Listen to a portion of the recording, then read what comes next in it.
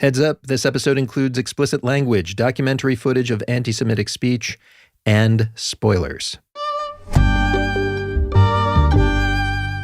Somebody I talked to used this interesting phrase, and they said, "Oh, you're interested in the ugly, wonderful world of fashion." And I sort of said, "What do you mean by that?" And he said, "Well, everybody's, always looking up and looking at the beautiful models, but they don't realize that their feet are in shit." I thought there's something in that. There's something about the refusal, maybe in the world of fashion, for people to look at wider social issues or the consequences of what they're doing or the rightness or wrongness of what they're doing, and to only look at the aesthetic and only look at the beautiful. That is not healthy. And I think John's downfall is an exemplar of that. He was only interested in being beautiful, and his excuse for everything is, all I was trying to do was make beautiful things. But maybe making beautiful things does not necessarily lead to a very healthy place. That is director Kevin Macdonald. And the John he mentioned is UK fashion designer John Galliano, who did indeed end up in an unhealthy place, along with at least one person he verbally assaulted. In his new film, Macdonald traces Galliano's life from his explosion as an haute couture visionary to infamy when he was caught on video in a drunken anti-Semitic rant outside a Paris cafe. Are you blonde? Are you blonde with No, blue but I eyes? love Hitler. See? People like you would be dead today. It wasn't his first drunk racist outburst. It wrecked his career. But with his star back on the rise, the question is, does he deserve a second act? I'm Rico Gagliano, I should say no relation, and welcome back to the MUBI Podcast. MUBI's the streaming service that champions great cinema. On this show, we tell you the stories behind great cinema. We just wrapped up a season all about fashion on film. Today, a special episode looking at a film about fashion, kind of. It's my interview with Kevin Macdonald about his documentary High and Low, John Galliano. It opens this week at theaters in the US and UK. Macdonald's previous docs include the Oscar winner 20 Days in September and a pair of acclaimed music films, Marley and Whitney, about the lives of Bob Marley and Whitney Houston, respectively. But this movie is both a biography and a sort of philosophical inquiry. You're going to hear us talk about the nature of trust and forgiveness, about the sometimes damaging power of language, and only really at the end, a bit about fashion, which Kevin told me right off the bat wasn't what drew him to John Galliano's story. Well, I'm not a fashion fan. I should preface everything by saying that. I've never been really interested in fashion. Obviously, I'm an extremely well-dressed man. Not, but no, fashion's never been my thing. But I was aware of him in the 90s when he was the enfant terrible of fashion, and he was famously the first British designer who went to Paris to head up a big couture house in 1994. So he was a kind of famous figure culturally in the UK. But I was one of those people who just felt that fashion was, very superficial and probably beneath me. Well, then what attracts you then to suddenly do, why tell his story now? Because it was during lockdown, and I was looking for us to somehow tell a story about cancel culture and forgiveness as that applies to cancel culture. So how in a world where we don't believe in religion really very much anymore, and we don't really have the means to forgive people. It used to be that you said your Hail Marys and then you were forgiven and that was fine and you went back into society. But that doesn't apply anymore. So that was I was looking at various stories and thinking, how could you tell this in a way that would be interesting and have depth and resonance beyond an individual case? And somebody suggested to me, well, what about John Galliano? Because it happened a long time ago. And in fact, arguably, he's one of the very first instances of cancel culture. He was filmed on a cell phone in 2011. So that's only a couple of years after cell phones became really widely available. And I thought, fashion, that would be interesting to find out about fashion, to learn about fashion. And that is one of the things I love about doing documentaries, is just the opportunity to dive into a world I know nothing about and to try and appreciate things that maybe before you have been dismissive of. What interested you in the first place about doing something about cancel culture? I'm imagining you sitting at home, it's, lockdown, you can be working on anything. Why cancel culture?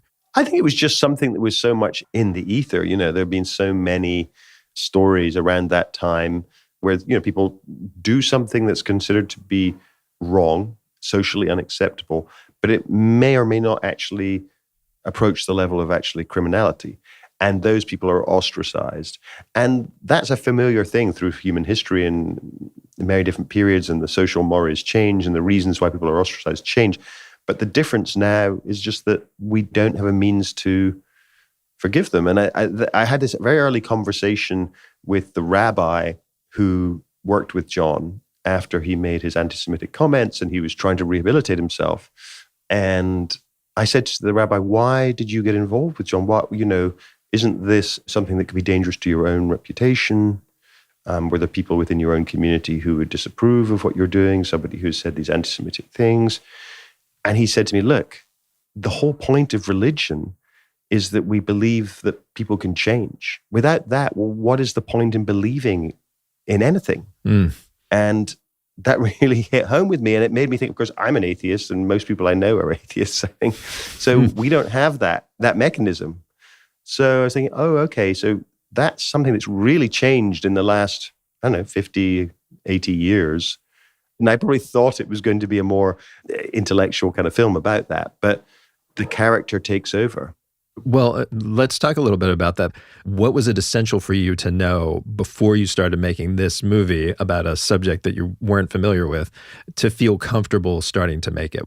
Really, before I decided that I can spend, 2 years practically making a film, I need to know that the person at the center of it is able to carry a movie, and is charismatic enough, interesting enough, talkative enough. So although I'd met him a few times and had a good sort of sense of him, I did something that I do quite often, which I'll do like an initial interview on camera quite early in the process before I've talked in any detail really to the subject.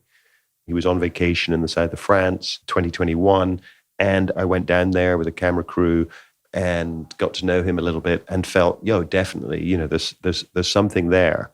And it's that moment, you know that there's something in this film, but you're not really sure what the theme of it's going to be. And it certainly didn't turn out to be really the film that I thought it was going to be. But that is pretty much the universal experience of making a documentary. Yeah. If you know where it's going to end, it's kind of boring to do. Where did you think it was going to end? What were you going in and imagining? I think I thought that it was going to be a more simplistic story about his battle to find forgiveness. And that's not really what it's about. It's much more intricate. And that's the beauty of documentary, that real life is so much more complicated than what you can imagine.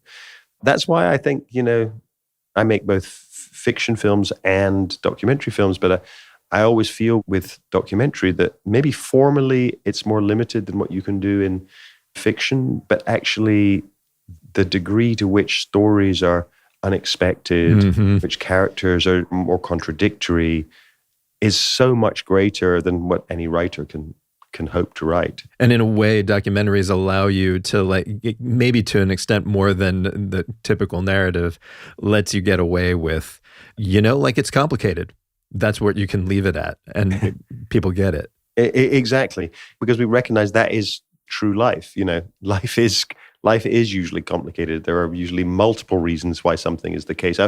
With this movie, I've taken it to a few festivals, and a couple of times, of course, people have said to me in Q&As, they say, so what's your opinion about what John did?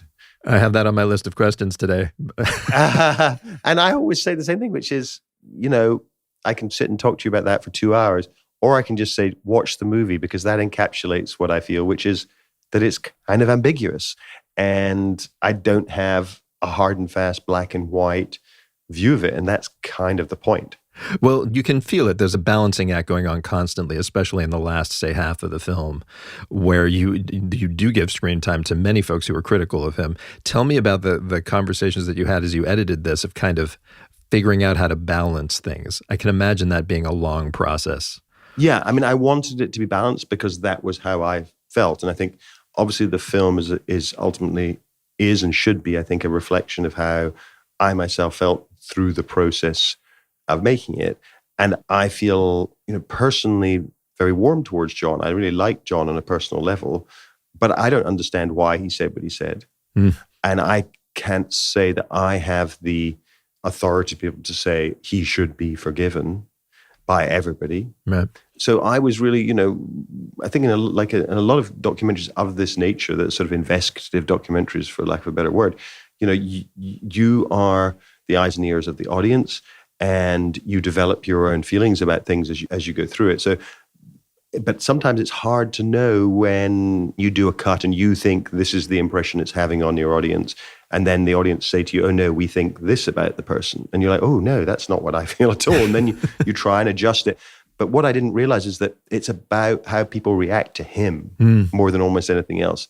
And we all make judgments based on the raise of an eyebrow. Yeah. The lack of a tear in his eye at a certain point, or, a laugh, and we all kind of have these associations with all these minuscule aspects of when we look at someone and we judge them, and it's a big close-up of John, through a lot of the film talking about this. And it's a very close and intimate kind of experience you're having viewing him. So you can't control how people are going to think about him, what their personal reaction is going to be. Yeah, I have to say, as I was watching this, it's like, in some ways, he's a very enthralling kind of person to watch. But then, weirdly, I was thinking about the TV show The Sopranos, which, spoiler alert, at the end of The Sopranos, you realize the main character has basically been, a sociopath the whole time, who has been pulling the wool over everyone's eyes, including maybe the audience, to seem relatable. Now, that's from a fictional show, but it's a real phenomenon. And I wonder if that actually looms large in a certain portion of the public's consciousness. It's like, I don't know if I can trust the fact, even if I'm sympathetic to this person, are they for real? I don't know if I can anymore. Well, I think that goes to the heart of what to me is interesting about not just this film, but I think about a lot of the films that I've done, which is they're about ambiguous characters. They're not about people who are straight out good or straight out bad for the most part. And they're about those judgments that we all make of people. But I think in this case, it's really foregrounded. You are constantly asking questions of John. Is he telling the truth? Why would he not remember how many times this had happened to him? When he says, in a startling moment, he says, there was only one anti-Semitic incident. Yeah, and you have to remind him that he went on these public rants more than once. It sounds like there were these two separate incidents separated by, I don't know, a couple of weeks or something, was it? Do you remember that? Two separate incidents. Weren't there two separate There was just one incident at the Riddler Pal. Remind me, Alexi, did you hear that? No, it's two different incidents. Oh, tell me about the first incident then. Oh, I thought the video was of that night. No. Thought it was. No? And he doesn't seem to remember. And I think I find it fascinating because I have my own interpretation of why he says that. And a lot of people say, "Oh, he's lying. He's trying to pull the wool over your eyes." I don't think he is. He's not stupid. He would have to be very stupid to think I hadn't done my research. It's that he genuinely doesn't remember. He doesn't remember that it happened multiple times. And that then opens up all these other questions for you. Is he in some sort of denial? Is this how he's protecting himself in some way? And then you get into the deepest mystery of all, which is the mystery of the human mind, and it becomes this detective story. You are trying to figure out, as the viewer, you are trying to figure out, who is this person? Should I like them? Should I dislike them? Are they telling the truth at this point or not? And that mystery is made even more profound by the fact that John himself doesn't know. And I think that maybe, we need to get used to the idea that we can never really know what's going on inside other people's minds. In fact, we might not even know what's going on inside our own. Yeah, I actually remember speaking to another documentarian, Errol Morris, and that's something that he's really fond of saying, is that he's like, the thing that's always amazing to me is that I should have some idea of what's going on in my own mind, right? It's sitting inside my head. It is me. And yet I really don't understand myself at all, to some extent. Yes, I think, Errol's a huge influence on me, and I'm a huge fan of his work. And in fact, one of the very first opportunities to make a documentary I ever had was, I think in 1992, I made a profile of Errol Morris and his films for the TV channel Bravo. Wow. So I know quite a lot about Errol. So I'm either subliminally reciting lines that I've heard from Errol, or I've just reached, after making documentaries for 30 years, every documentarian reaches the same end point. Yeah, sure. I mean, what is a documentarian doing but trying to discern the truth? And if you really, I mean, I think what you're saying, and I think I, to a certain extent, agree, is if you look at something long enough, it's like the truth becomes very difficult to discern. Errol Morris is not somebody who thinks that it's always, subjective. There is an actual truth, but it's like the difficulty of getting to it is for real. It's really difficult. Well, I think there is I do believe that there's a truth, and I'm a believer in the notion of kind of objective journalism. I think what is very hard to ever say is to understand somebody's motivations, because that is entirely internal. And when somebody says something, as John did, you can say, well, it was a joke. It's something that I did because I was drunk. It's because of the, and then you get into all these different ideas about, responsibility and should you be responsible if you're high, if you're, if you just had some terrible trauma, how much does that excuse what you say? And is that really who you are? This actually reminds me something that was really kind of fascinating to me, and that I don't think I've seen in a documentary before. You speak to one of the people that he, verbally assaulted, basically. One of the people who experienced one of these drunken rants was the recipient of it. And he's depicted as having really long-term damage, like psychological damage, like his life was really harmed by this. And I feel like I'm well aware of the fact that, even a small violent incident of physical assault can have a long-term effect, but I don't know if I've ever seen that before, represented, that the long-term effect of a single instance of verbal assault. Was that expected to you? That was a total surprise to me.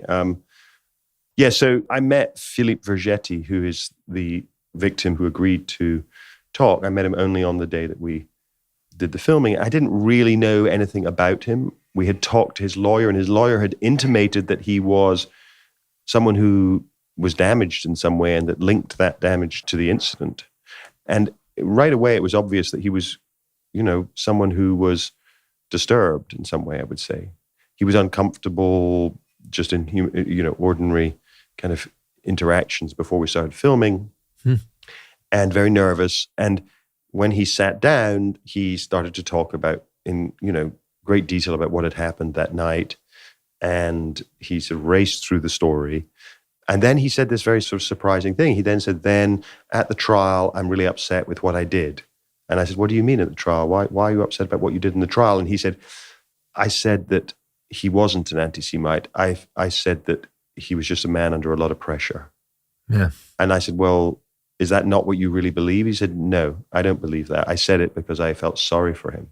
And I thought there was something so extraordinary about that on so many levels, that here was the man who was the victim who'd clearly been so affected by this, but actually his first impulse was to feel sorry for John. Yeah, absolutely. I mean, something I was thinking as I was watching this is, would things have unfolded differently if it happened today? And the reason I say that is that there's like this other path now, and a frightening one to me, where if somebody is accused of something socially damaging and even caught on tape about it, there's now in the Trump era this kind of path that you can take where it's like you either deny it, or you accuse your accusers of something, or you blame the media. And there's like this whole audience that is waiting there to support you in that, and even maybe celebrate you as like it's some kind of martyr. Well, I think there's also another route. I mean, I think it is fascinating to think about what would have happened today.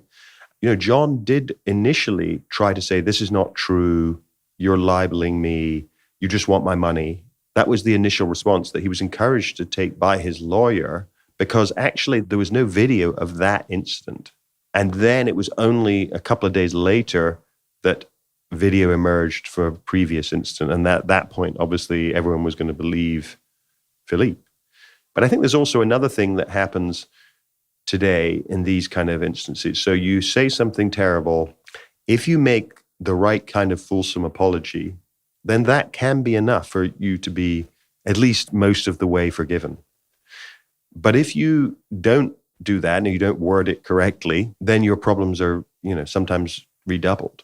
And it was one of the things actually that I was surprised with John, that when he was talking to me, he didn't have any PR people around. He didn't have anyone saying, John, you better say this. You got to say these words. But most people, I think, today would not do that. They would not talk just themselves. They would have a team of PR people around them telling them, these are the words you have to use. This is the apology you have to make. This is how you have to make it. Yeah. In a way, it kind of helps bolster his case. It's like, I have nothing to hide on some level. I'm not going to hide behind lawyers. By the way, in the other direction too, I can imagine, like, in a way, it's a sad but also beautiful thing that Philippe, his first instinct was to feel bad for him. And I also wonder if that would be the case today. People seem so much angrier that the first instinct would be attack on both sides. I feel like the first instinct for him would be to be like, no, it's the media. These guys are against me. And the first instinct of the victim would be like, you're a terrible person. I think that's right. I think there's a playbook for it now. And we've got to, we've got to behave in this way, and we've got to get our lawyers, and we've got to get our PR people, and we've got to, battle lines are drawn. I just realized that I haven't talked at all about the fashion world part of this, which is one of the things that you said early on was like most fascinating to you about it. What was the biggest surprise when you're researching that world for you? What kind of leapt out as you as being interesting? Well, I think there's two things that really surprised me about, my exploration of the fashion world. One was that so few people in fashion have a kind of analytical or retrospective view of fashion and can put pieces together and form a history or a narrative of what's happened, whether to do, whether John's career or anybody else's career or the history of fashion or how fashion has changed. People really don't think like that in fashion. They think about the next show or the next show. Maybe they think a little bit about the last one, how much money it made or didn't make, but it's so in the present. And that was really surprising and kind of shocking to me. So that was quite hard to find people who could talk analytically about John's career, about the past, even people who were there. It's sort of putting it in context in a way? Yeah, that was surprising to me that's just not how fashion people think. If you ask them, do you remember that show that John did in 1993 in the Chateau? And they would go, oh yeah, I remember that. Beautiful clothes, really beautiful. And I said, yeah, tell me a bit more about why they were beautiful. Well, they were just beautiful. And that was like variations on that conversation I had a lot of. So that was one thing. But the other thing that really kind of operated almost against that was that one of the big debates in fashion is it art or is it just craft? And I was inclined probably to take the latter view. But people kept saying to me, John's an artist. And I was like, yeah, well, I'm not sure if I agree with your use of the terminology. But then I began to realize that there is this whole autobiographical strain in his work. And that, yes, you can see, I think in the way that you can see with any great artist, the lineaments of their biography, of their life, playing out in their work in some refracted manner. Yeah. And I think you start to see that in the film when you see John doing this incredible show in about 2003, I think it is, when his father has just died. And his father has really ambiguous feelings about. His father was violent and homophobic. But his father's died, and the show is set to this really aggressive Spanish flamenco music, and the models who come out have got this makeup which looks like bruises on their faces and bits of blood coming off their lips, and they're wearing these Spanish-inspired dresses, but they've got rips in them, and there's a violence and there's a sort of passion. And importantly, his dad was Spanish, right? His dad is, I should have said that. His dad is Spanish. And you began to see, oh, okay, this is all a reaction. Yeah. Those clothes are a reaction to what he's going through. And I began to then see that more and more as I looked through the shows, and begin to see also, for instance, in the show at Maison Margiela, which is the fashion house where John is now, which is the show which we begin the film with and we end the film with. And it's a really bizarre show, fascinating show, technically unique, because John put models on a stage, not on a runway, and he wrote dialogue, and the dialogue is said in a recording, and the models are mouthing to this recording. At the same time, the models are being filmed, and a film being created live on a screen above the stage. So he's creating a movie. I don't know how long we've been driving. All I knew was that we were heading into the setting sun, and the desert looked all glowing and orange in the dying light. I knew we was running, but I didn't know what from, and hell if I knew where we was running to. And I thought, what is this? This is so strange. And then I began to realize, oh, This is his reaction to having somebody making a documentary about him. Don't ever imagine you can flee from his wrath and judgment. Don't be misled that he will never forgive the iniquities of his peoples. He's refracting through the experience of making the documentary, his own life. That's the inspiration for what he's doing. He couldn't rationalize it like that. So that was the thing that really sort of was an aha moment for me. I just thought, okay, so the work is coming from somewhere really deep inside him. And that to me is kind of one of the qualifications of being an artist. It isn't just commerce. It isn't just about, what can we do different? I wonder if, let's make scarlet and pink the colors of this season or anything. No, it's not that at all. Kevin Macdonald. By the way, John Galliano's runway show at Paris Fashion Week back in January was a huge viral hit. You can judge for yourself what that says about cancel culture, especially after you check out High and Low John Galliano. It hits theaters in the US and UK this week, March 8th, and rolls out around the world over the next month. Check the show notes for details in your country. And that's the MUBI Podcast for this week. Follow us so you don't miss my conversation with Wim Wenders about his Oscar-nominated Perfect Days. That's coming up. Meanwhile, leave us a 5-star review wherever you listen, won't you? It helps others find and love us too. You can also send us questions, comments, suggestions, or outrage screeds at podcast@mubi.com. And now here's the credits. This episode was hosted and written by me, Rico Gagliano, produced by Kira McKenniff, and edited by Christian Coons. Stephen Colon mastered it. Yuri Suzuki wrote our theme music. Thanks this week to Melis Uslu for taping Kevin. The show is executive produced by me, along with John Baranachea, F.A. Ceccarel, Daniel Kasman, and Michael Taka. And of course, to stream the best in cinema, curated by people who love it as much as you do. Subscribe at MUBI.com to start watching. Thanks for listening, be safe, and may all your movies be worth dressing up for.